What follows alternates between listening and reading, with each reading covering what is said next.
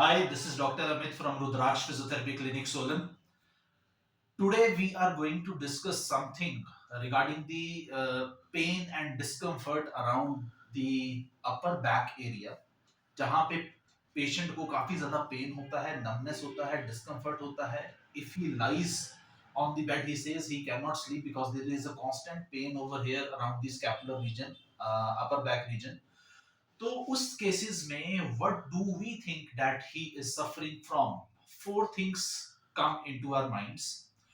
First is कि हो सकता है उसे सर्वाइकल रेडिकुलोपैथी की प्रॉब्लम हो.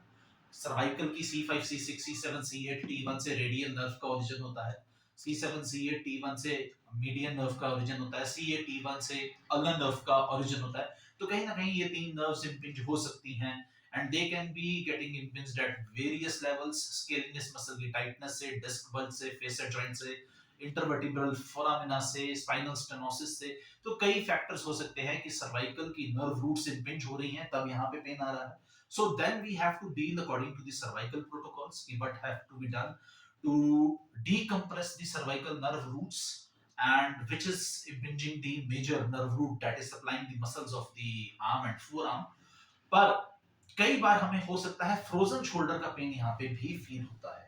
इन सम केसेस यहाँ पे अपर बैक में फ्रोजन शोल्डर का पेन फील हो सकता है. तो we have to diagnose it with cervical radiculopathy. It has to be differentially diagnosed, यानी कि हमारे दिमाग में एक और चीज कंडीशन होनी चाहिए, that is frozen shoulder. Third is it can be postural. यहाँ पे मिडल बैक या अपर बैक की मसल्स जो है, रोम्बॉइड मसल्स वीक है, फॉरवर्ड हेड पोस्चर है, तो पोस्चरल पेन भी हो सकता है. तो उसको भी हमने नजरअंदाज नहीं करना है. Fourth condition can be thoracic outlet syndrome. Thoracic outlet syndrome का पेन भी यहां जैसे आता है और पेन एंड डिस्कंफर्ट रहता है. पेशेंट्स के सबके इन चारों के सिम्टम्स अराउंड सेम रहेंगे. और जिस चीज के बारे में मैं आपसे आज डिस्कस करना चाहता हूं वो है सुप्रास्कैपुलर नर्व एंट्रैपमेंट. यहां पे पेन एंड डिस्कंफर्ट हो सकता है कि जो मैंने पहले चार कारण बताए हैं उनमें से एक भी कारण की वजह से ना हो, और पेशेंट अगर फिजियोथेरेपी से या किसी और मेडिसिन से या योगा से if he is not getting relief, तो आप सोच सकते हैं कि ही is suffering with suprascapular nerve entrapment. तो सुप्रास्कैपुलर नर्व जो है वो दो जगह पे इंपिंज होती है. एक हमारी ये जो विंग बोन है स्कैपुला, इसके एक नॉच होता है जहां पे एक नॉच सा बना होता है उसके सुपीरियर बॉर्डर पे, that is known as suprascapular notch. तो या तो सुप्रास्कैपुलर नर्व जो है वो सुप्रास्कैपुलर नॉच में दब जाएगी. अगर वहां पे इंपिंज होती है सुप्रास्कैपुलर नॉच की जगह पे, सुप्रास्कैपुलर नर्व दब रही है और पेन एंड डिस्कंफर्ट यहां पे हो रहा है, so that will be not tolerable to the patient. Patient will say कि बहुत ज्यादा पेन है, I cannot sleep, I am unable to sleep, there is difficulty in sitting like this in an erect position. और अगर इसका second इंपिंजमेंट होता है वो होता है स्पाइनोग्लिनॉइड नॉच पे.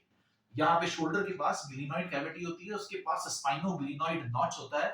वहां पे सुप्रास्कैपुलर नर्व इंपिंजमेंट हो सकता है. वो ज्यादा इरिटेबल नहीं होता है. Why I am telling you the reason for both of these conditions. अगर सुप्रास्कैपुलर नर्व का इंपिंजमेंट सुप्रास्कैपुलर नॉच में है तो दो मसल्स वीक हो जाएंगी, उन मसल्स को सप्लाई कम हो जाएगी. एक है सुप्रास्पाइनेटस, एक है इंफ्रास्पाइनेटस. तो आर्म में वीकनेस फील होगी, आर्म उठाते हुए वीकनेस लगेगी, ये एक्सटर्नल रोटेशन करते हुए वीकनेस फील होगी. ये दो मेजर सिम्टम्स पेशेंट रिपोर्ट कर सकता है.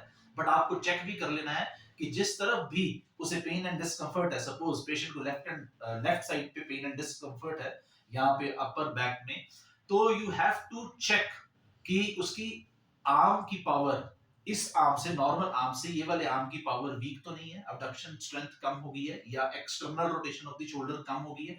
अगर वो स्ट्रेंथ कम हो गई है then it is suprascapular nerve impingement at the suprascapular notch.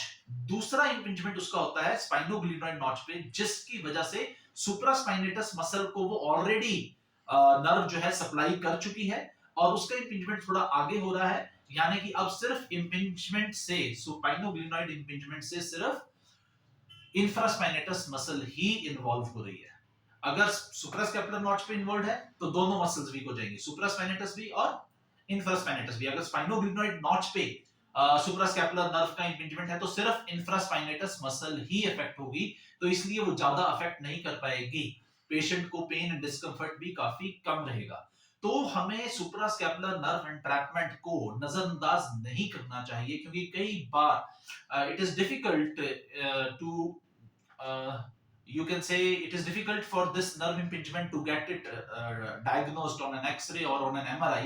X-ray में तो nerve impingements पता भी नहीं चलती हैं. Even MRI can miss these nerve impingements. Suprascapular nerve entrapment syndrome इसको हम कहते हैं. So clinically we have to be very careful while diagnosing the patients who are having pain and discomfort on the upper back region. So we should not miss suprascapular nerve entrapment. इसमें सिर्फ एक exercise जो कि best work करती है, that is suppose patient को left side में suprascapular nerve entrapment हो रहा है, तो आप उसको, ये लेफ्ट साइड है, उसको राइट साइड को नेक रोटेट करने, नेक साइड फ्लेक्स करने को बोलेंगे. ऐसे रोटेशन होता है नेक का, ऐसे साइड फ्लेक्शन होता है. तो वो ऑपोजिट साइड में नेक को साइड फ्लेक्स करेगा, ऐसे साइड फ्लेक्स मेंटेन करके रखेगा. And this technique is known as suprascapular nerve flossing. तो we are gliding the suprascapular nerve where it is getting impinged, जिसकी वजह से उसकी इंपिंजमेंट कम हो जाएगी एंड मसल जो है उसको नर्व की सप्लाई मिलेगी, वीकनेस कम हो जाएगी, पेन एंड डिस्कंफर्ट पेशेंट का वैनिश हो जाएगा. सो हमने करना क्या है, अगर पेन इस तरफ है, ऑपोजिट साइड पे नेक फ्लेक्स की, and then you have to raise the arm like this. 1 2, maintaining the neck flexion to the opposite side. 3